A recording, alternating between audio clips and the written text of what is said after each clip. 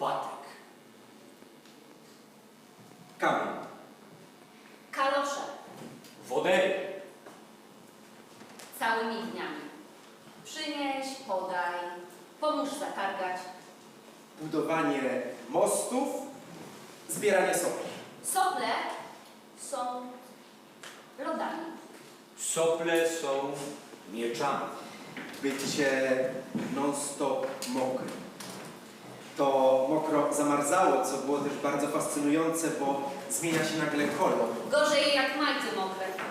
Ale jak jest dobra zabawa, to się po prostu o tym zapomina. W zimie mi nogi skręcało. Mama zawsze mówiła, Wchodzisz do tej zimnej wody? rodziło się. No choćby po kolana, żeby chociażby układać kamienie. Ja tylko łowię pstrągi i lipery. Oczywiście metodą catch and release. Nie zabijam, nie zabieram. Łowienie pstrągów i lipieni to jest wędkarstwo elitarne.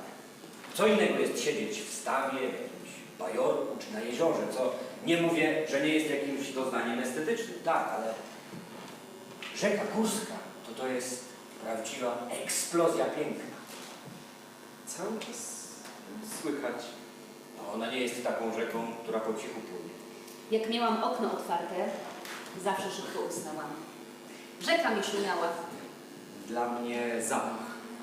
W nocy zwłaszcza. Wczesnym rankiem.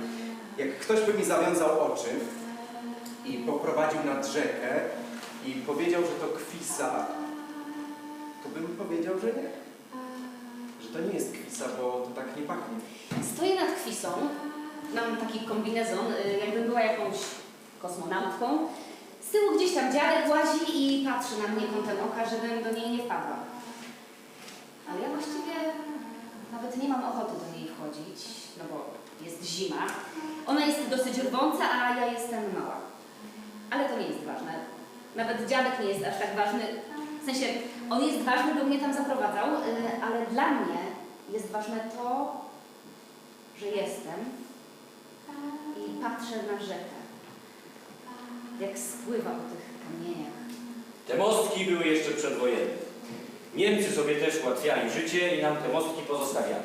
Takie drewniane, przerzucone. Można było przebiec na drugą stronę. A level wyżej było przejeżdżanie rowerem. Kiedyś wszystko było po niemiecku. No, musieliśmy ją nauczyć szumieć po polsku. I teraz to już jest nasza rzeka. Co wiosnę, żeśmy tam siedzieli w tej wodzie i układaliśmy kamienie. Wyobrażaliśmy sobie, że ta marzanna do morza dopłynie. Nie sądzę. Się zahaczyła i siedziała w krzakach. Ja naprawdę bardzo mocno wierzyłam, że to utopienie marzanny spowoduje utopienie zimy. No może do Bobru by dopłynęła, ale też nie sądzę. Przecież ta kwisa to jest tak pokrętna, takie ma meandry, że... Przewracasz się i pierwsze co to jest odruch jak najszybciej wynurzenia na powierzchnię. Trzeba odciąć to myślenie i trzeba pomyśleć, że dobra, głowy nie wynurzam, tylko muszę zrobić pewne elementy, co potrwa od 3 do 5 sekund. Złapać wiosło, odpowiednio je wyciągnąć na powierzchnię, odwrócić kajak, a głowa wychodzi ostatnia. To jest ten element eskimoski. A w tej rzece można się kąpać? Mądra kobieta przyjechała do wojewódzkiego miasta, w którym mieszkam, i zapytała mnie, czy w tej wojewódzkiej rzece można się kąpać. A ja sobie zdałam sprawę, że od 20 lat nie zadałam sobie tego pytania. Nawet mnie to nie zastanowiło. Nigdy nie dotknęłam tej wojewódzkiej rzeki. Jest dla mnie tylko ozdobą. Przyjeżdżam przez most, patrzę, jak się uniwersytet w niej odbija. No pięknie, pięknie. Ona jest bardziej takim jakby taki prop, że po prostu jest na scenie, ale nie odgrywa żadnej za bardzo roli. No, gdzieś się zerwała moja relacja z rzeką. Piaszczysta, Dobrze zadrzewiona. Zakwita jaskrami. złote podłoże, zielone warkocze, Progi, jazy, tamy, przepusty, wierzby, zakola, rozlewiska. szaczory, trzciny, konary pod spodem, rozlewiska. Zdradliwa. No, kapryśna. Bezkompromisowa. Nieprzewidywalna. Nieokiełznana. Ulubiony moment. Element samego przygotowania się. Ktoś przyjeżdża, przebieramy się, rozmawiamy i już jest ta adrenalina. Straszyli, że są wiry. Mogą wciągnąć. Ostrzegali, nie idź na głębiznę. I nie wolno wejść do wody przed 24 czerwca, Tak. Dopiero jak wianki puści się rzeką. bo to Pielica w tej rzece sobie mieszka. Tylko opuszczane wianki osłabiają jej moc. Bardziej sobie ją wyobrażam jako jakieś takie glonowe. Glonowa niewiasta. Wychodzi z rzeki. Całkiem sina. Ona jest w tej zimnej wodzie blada, o sinych wargach, sinych rękach, sinych nogach. Bo jeżeli ktoś był w wodzie za długo, to najpierw były sine usta, a dopiero potem taki kolor niebieskawy przybierały jego dłonie i stopy. Tyle tylko, że do tego etapu mało kto siedział w wodzie. I w pojedynkę nad rzekę iść nie wolno. Bo to Pielica szuka pojedynczych. Duży próg, 2-metrowy. Mieliśmy zgłoszenie, że kajakarze się topią.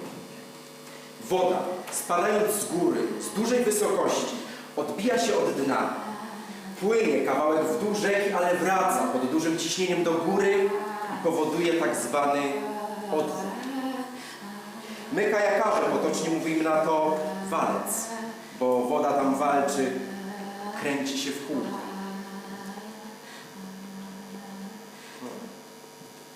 Ci panowie mieli szczęście, że był ktoś, kto rzucił im z góry linę.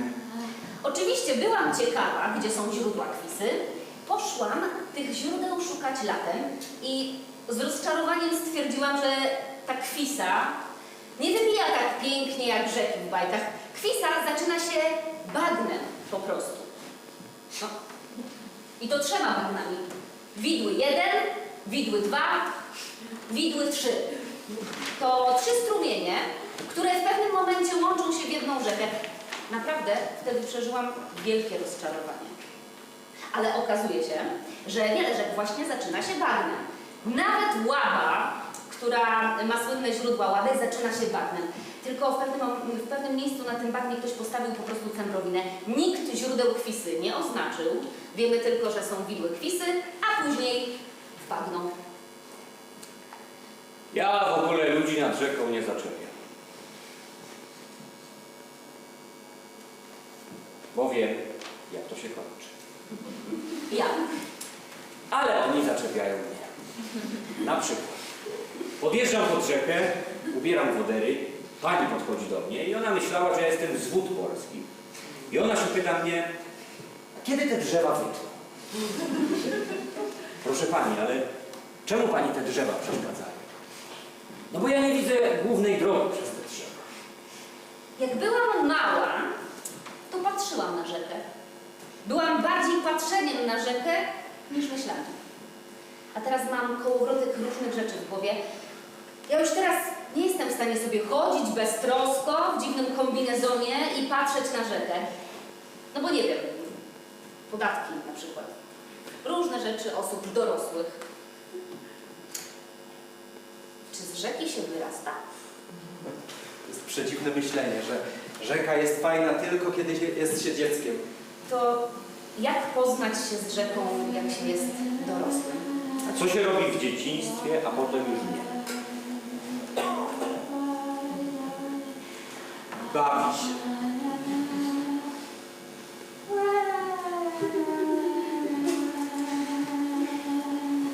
Pisze wiersze. Chodzi nad rzekę.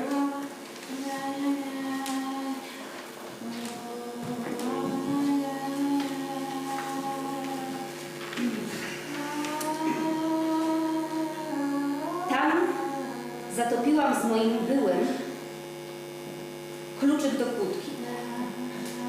Jest taki wodospadzik, no nieważne. No po prostu myślałam, że będzie miłość na zawsze. I kwisa jest teraz takim symbolem, że ta miłość jest tam zatopiona. Wiadomo, usuwam z pamięci, że on tam był. Ale tam było tak fantastycznie. Ja bym tam teraz chętnie chodziła, ale przypadkiem może, ja go bym spotkała. Mam jedną niedokończoną sprawę z kwizu. Przy moście była barierka. Po drugiej stronie barierki nie wiem, czy z gazem, czy z wodą. Zawsze mnie kusiło, żeby po niej przejść.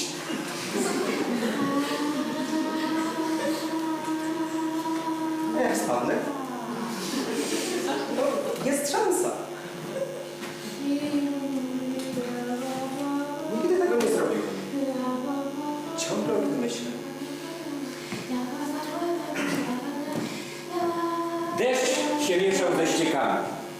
Ścieki wypływały na ulicę. Włodarze naszego miasta. Żeby te ścieki na ulicę nie wpadały, no to przelew zrobimy do rzeki. Do rzeki! Że ścieki, jeśli gdzieś tam jest przepełnione, wpadną podczas deszczu bezpośrednio do rzeki. I można zobaczyć ten przelew. Sobie tam ściek mieszany z deszczówką bezpośrednio wpada. No i zrobiono to zgodnie z prawem. Takie rzeczy w Polsce 2022. Jak się okazuje.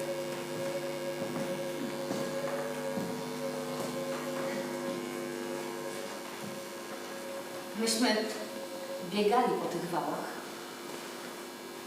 Mogliśmy patrzeć z góry i czuć się trochę panami. Wpatrywaliśmy się z takim zachwytem. To poczucie, że jest się wysoko, ale nigdy nie wiadomo. Szarogóre fale. Rumor przemieszczających się kamieni. To był huk, To jest huk. ale on jest niegroźny. Na prostej. Jak ktoś jest na zakręcie, to wtedy ma prawo się bać. Powinien się bać. Ona wybiera brzeg. W jedno popołudnie zabrała pół drogi. W 97 zabrała cały las. Łódeczki, te samochody pływały. Czego dom tu zostawiliście otwarty? Powiedzieli, że tamę rozerwało. Uciekliśmy tam na górkę, na cmentarz. Myśleliśmy, że to już koniec. Jak ktoś ma za nisko dom, to mu piwnicą woda podejdzie do kuchni. To tak się dzieje. To wiedzą, że tak mają.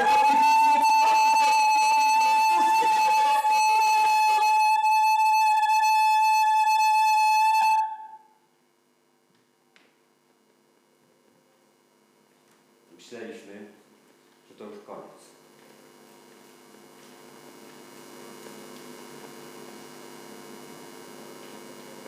A później na wszystkich wierzbach podeschnięte trawy oblepione błotem. Biegaliśmy i zbieraliśmy skarby, które zostały na łąkach. Szminka, Zegarek, obrączka, Monety, ołowiane śruciny, druty, pręty, szyby, butelki. haczyki wędkarskie. Jest w społeczeństwie taka agresja po prostu. Ale taką czarę goryczy przelało podczas pandemii. Siedziałem, pamiętam, na pstrągach i patrzę, a z góry rzeki prąd niesie worek foliowy. No i ja przynętę rzuciłem, żeby go wyciągnąć z wody. Ja otwieram ten worek, a w tym worku były obierki od ziemniaków. Ja sobie tak zdaję sprawę, jakim trzeba... Mogę przeklinać? Oczywiście. Jakim trzeba być debilem, żeby wziąć obierki po ziemniakach, które są w 100% biodegradowalne, tak? Przecież to trzeba mnóstwo energii niepotrzebnej w ogóle. Trzeba ten worek znaleźć, trzeba wrzucić te obierki, trzeba iść nad rzekę, trzeba to wyrzucić. To jest kompletny absurd. I to jest właśnie pokazanie, z kim my naokoło żyjemy. Ja się wtedy tam tak zagotowałem na tej rzece. Wziąłem wędkę, wróciłem do samochodu i poszedłem w górę rzeki tak ze złością, żeby zobaczyć, Może go spotkam. I doszedłem do momentu, gdzie był gruz wrzucony do rzeki. Na brzegu. Gruz z budową razem z armaturą sanitarną. Z jakimiś półeczkami plastikowymi. Z łazienki. No, syf. Jeden wielki syf. No i ja się zastanawiam, kto to zrobił. Kiedyś nikt nie patrzył na ekologię. Człowiek nieraz wyszedł z rzeki z wysypką. Fabryka kartonarzy. Karton farbowali i wszystko wylewali. Mieliśmy taką wyliczankę. Pan Sobieski miał 3 pieski. I kartonarze barwnik pierdut, czy bordowy, czy zielony. Czy niebieski?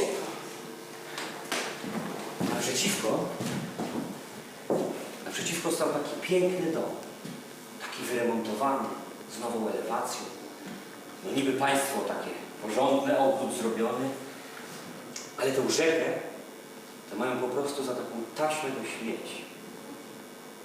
No i No i zrobiłem film, zrobiłem zdjęcia, wysłałem do tego nadzoru wodnego i... Cały czas sobie różne rzeczy analizuję i przetwarzam i może właśnie dlatego, zamiast po prostu pójść nad rzekę i na nią popatrzeć, to ja myślę sobie o tym, że muszę wiedzieć, jak wyglądają struktury wód podziemnych pod nią, nie? Na przykład, Boże. No.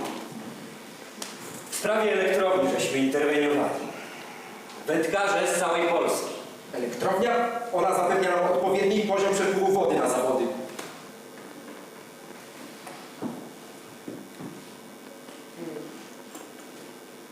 Nie ma konfliktu między wędkarzami a kajakarzami.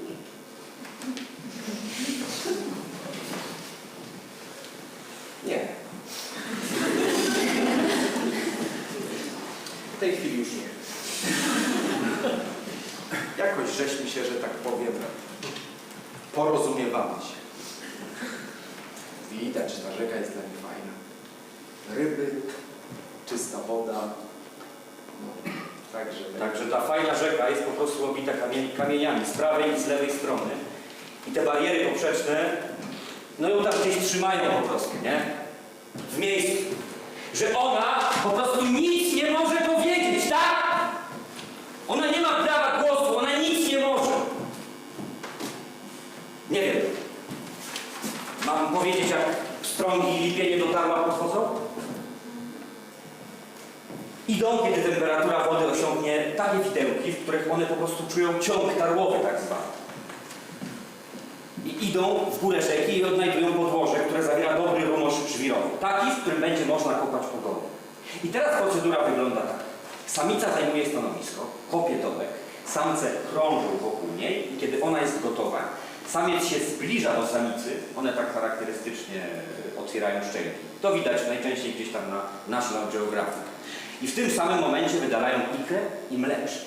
I później samica zakopuje w żwir tą ikrę. I chodzi o to, że woda na przykład wieczorem ma przepływ 5 metrów na sekundę, a rano ma przepływ 50 metrów na sekundę. Znowu wieczorem ma przepływ 5 metrów na sekundę, następnego dnia rano ma znowu 50 metrów na sekundę. Elektrownia zwiększa swoje zapotrzebowanie i puszcza coraz więcej wody. Pstrągi i lipienie nurt wabi pod tam. I samica zakopuje tę ikrę wieczorem, a rano już tej ikry nie ma. No i ta ikra jest uszkodzona. Jest parę kilometrów niżej. I to są gigantyczne straty dla Związku Wędkarskiego. Znaczy, straty środowiskowe, tak? No, to powinienem powiedzieć. Miliony istnień są po prostu zabijane. Ja byłem sam. Byłem też młody i się przewróciłem. Fartuch generalnie przy kajaku musi mieć rączkę do odpięcia go. Ja tej rączki nie miałem. Ona się urwała gdzieś tam wcześniej, ja jej nie doszyłem po prostu. A mój fartuch miał jeszcze dodatkowo szelki. No i te szelki mnie trzymały i gdzieś wiosło mi uciekło i nie mogłem eskimoski też zrobić. Ja jeszcze wtedy tej eskimoski się uczyłem, umiałem już, wiadomo, ale w momencie takiej nagłej przewrotki to różnie się człowiek zachowuje. Nie mogłem odpiąć fartucha Wiosła nie miałem w ręce, byłem zapięty w kajaku. Pod wodą. Byłem do góry dnem. I pamiętam wtedy, że spanikowałem, wszedłem chyba w ten taki właśnie tryb przetrwania, walki o życie. Zacząłem mocno się szamotać w tym kajaku, kopać i to chwilę trwało, nie wiem, ten czas mi tam jakby, długo mi się to bardzo wydawało i wiedziałem, że nie opuszczę kajaka o własnych siłach, nie odepnę tego fartucha. Była ładna pogoda. Patrzałem sobie do góry. Widziałem słońce. Poczułem, że nie mam wyjścia i się uspokoiłem.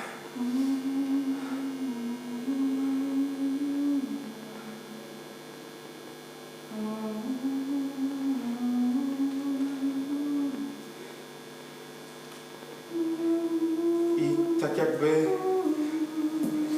w ostatniej chwili już na spokoju takim, tą głową w dół, właśnie słońce świeciło i patrzę, wiosło pływa na wodzie. Wychyliłem się i złapałem za wiosło.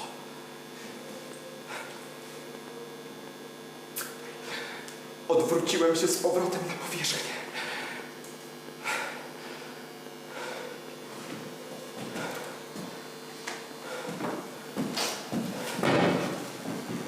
Ja to tak rozgraniczam. Okres mojego dzieciństwa, kiedy cały czas siedziałem w domu i słyszałem od mamy, że nie mogę wziąć koca, no bo trawa jest mokra, i na okres, kiedy to się zaczęło zmieniać.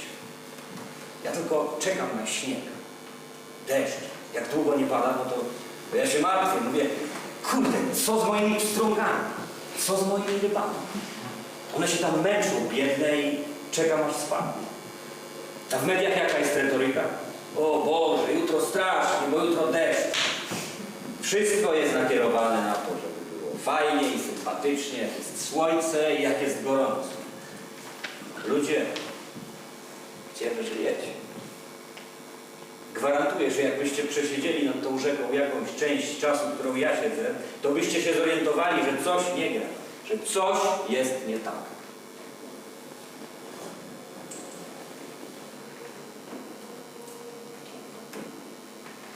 W Fisie były raki.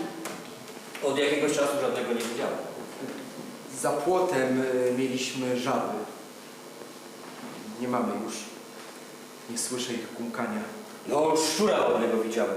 Było gorąco i on się tam w tej wodzie schładzał. Kiedyś była bardziej rozlana. No teraz te powodzie są może lokalne podtopienia, ale nie ma już tak spektakularnego Tego krajobrazu, który ja mam w głowie jeszcze, no to już nie ma. No ale takie jest życie. Rzeki zostały, prawda? Rzeki zawsze zostają.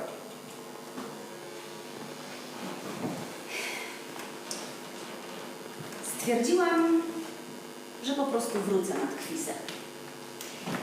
Nigdy nie zapomniałam tej drogi. Przez ogródek babci i drogą asfaltową kawałek, a później przy akacji w prawo i wzdłuż tych kolejowych zabudowań i torów. Jest ten straszny budynek po prawej stronie, który jest od lat opuszczony, a później w lewo przez tory i w dół na takie łąki i wzdłuż nasypu i do mostu kolejowego i pod tym mostem. A za mostem już zaraz było to miejsce.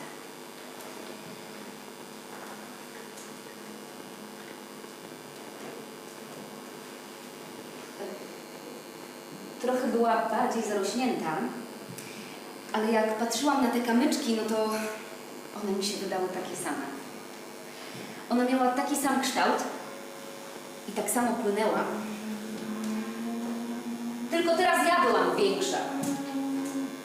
Pomyślałam sobie, spokojnie już bym po tych kamieniach przeszła na drugą stronę. rzeki. Ten odwój cię trzyma. W poprzek rzeki przepływasz, wypływasz sobie z drugiej strony. Z dół rzeki nie da się z takiego odwoju wypłynąć. W poprzek można go pokonać. Te zapachy, deszcz, burza. Jak się człowiek zmęczy nad tą wodą, no to praktycznie czuje, że żyje. Ja większość życia spędziłem na Kwisie. Na kajaku. Ja odpoczywam nad rzeką. To jest najlepsze odpoczywanie. To chyba, że śmieci płyną. No to wtedy nie odpoczywam, tylko odbieram. Myślę, że to dlatego. Dlatego ten obraz mi się wyrył. To takie doświadczenie, które na przykład później przez całe lata dorosłości mi było bliskie. Stać po prostu gdzieś i myśleć sobie, ja tu jestem cała i to jest okej. Jestem sama, ale nie samotna. Patrzę na rzekę. Po prostu jestem. To na pewno było tutaj? Było. Rzeka była. Tutaj, przecież widzisz? Jest rzeka.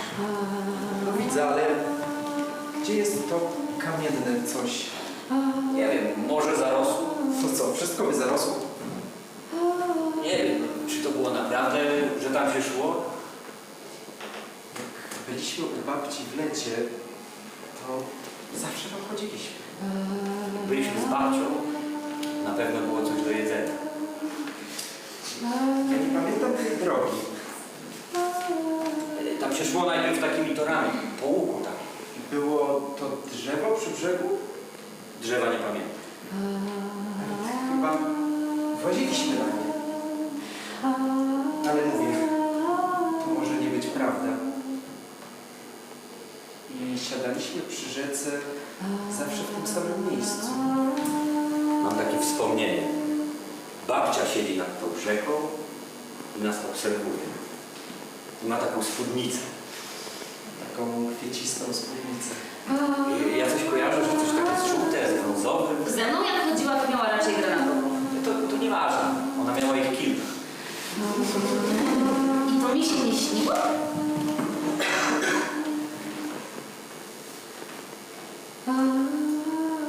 Nie. Moim zdaniem nie.